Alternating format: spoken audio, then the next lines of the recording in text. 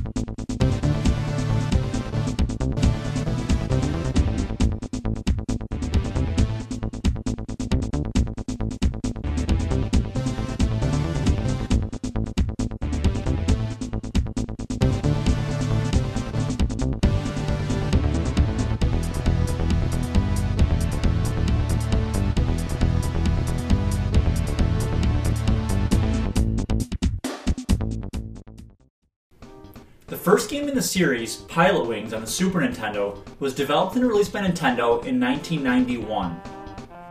This is a single-player amateur flight simulation game that was released with the launch of the Super Nintendo. The game extensively uses the Mode 7 capabilities of the Super Nintendo, mimicking 3D graphics by rotating and scaling flat objects. You play as an amateur pilot, participating in several training areas at the Flight Club to earn pilot licenses. You train with different instructors and are graded on your performance of completing certain objectives. Points are awarded based on criteria such as time taken to complete the event, the accuracy of your landing, and ability to fly through rings. There are 4 main aerial vehicles for you to master, each with unique gameplay and controls. When flying the light plane, you are required to follow a path of orbs, fly through rings, and land on the runway. In the skydiving event, you maneuver through rings before deploying your parachute and landing on a target pad.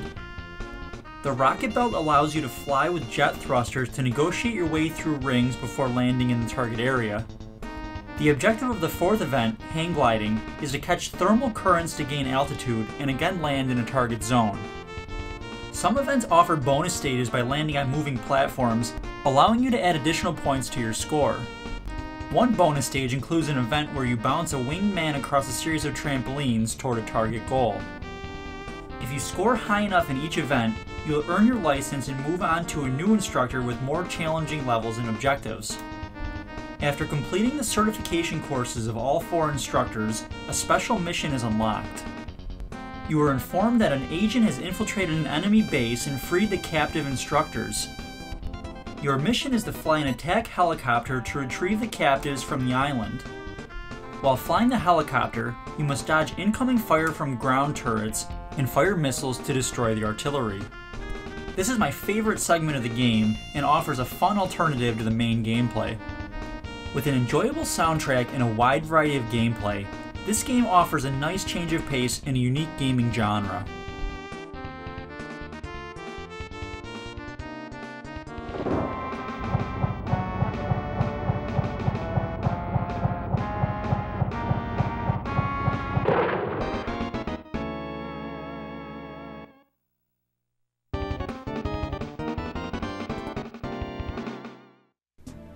The next game in the series, Pilotwings 64, was developed and released by Nintendo in 1996 for the Nintendo 64.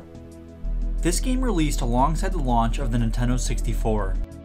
Similar to its Super Nintendo predecessor, Pilotwings 64 served to demonstrate the graphical capabilities of its gaming hardware.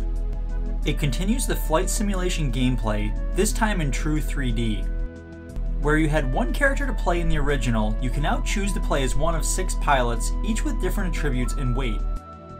Each of the characters is named after a bird, and the character Lark was modeled after Nestor from Nintendo Power Magazine.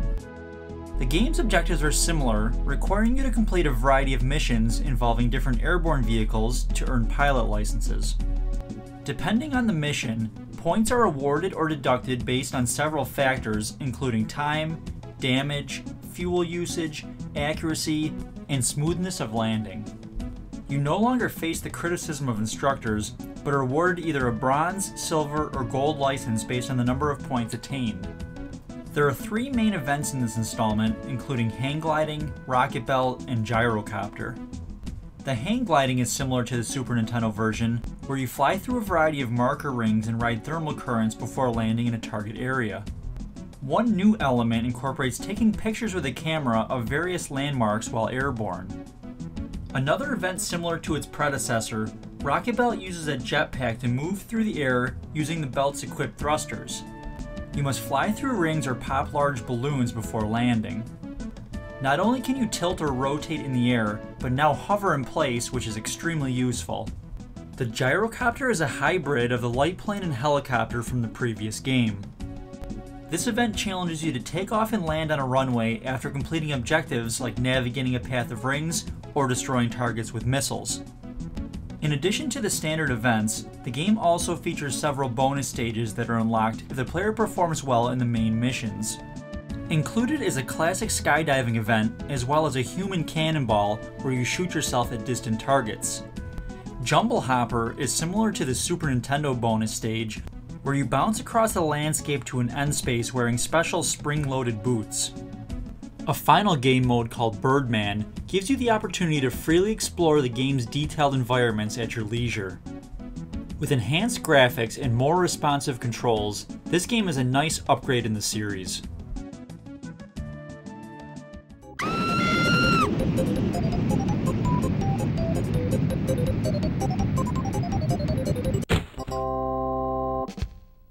Pilotwings Resort was developed by Monster Games and published by Nintendo for the 3DS in 2011. Just like the other games in the series, Pilotwings Resort was a launch title for the system. Where the N64 version had a cast of characters to choose from, this is the first Nintendo 3DS game to feature playable Mii characters.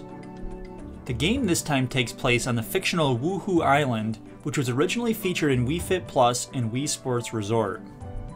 The main game features 2 modes of play, Mission Mode and Free Flight Mode. Mission Mode is similar to previous Pilotwings titles, where you're required to complete a series of objectives within certain parameters.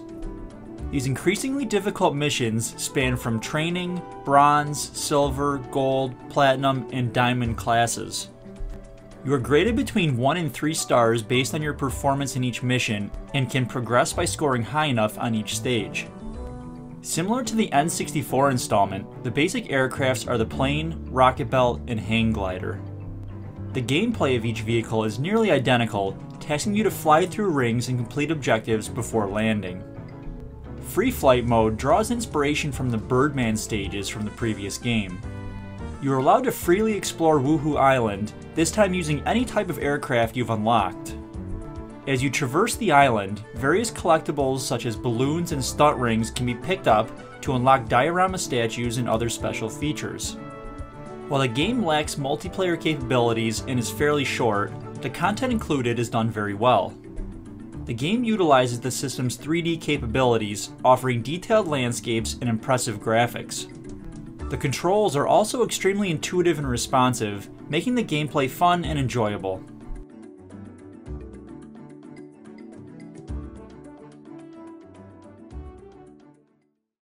All of these games are a lot of fun, have great soundtracks, and offer a relaxing alternative to traditional gameplay. The graphics and controls gradually improved with each installment, which brings me to my power picks. Pilotwings 64 is my favorite game in the series. It has the most diverse gameplay of any of the games, and I really enjoy the bonus events like the Cannonball and the Birdman stages. Another good choice is Pilotwings Resort. As the newest game in the series, it has the best graphics and controls, and really takes the series in a nice direction. I hope you enjoyed this video. Let me know in the comments below if you've played any of these games and what some of your favorites in the series are. As always, thank you for watching.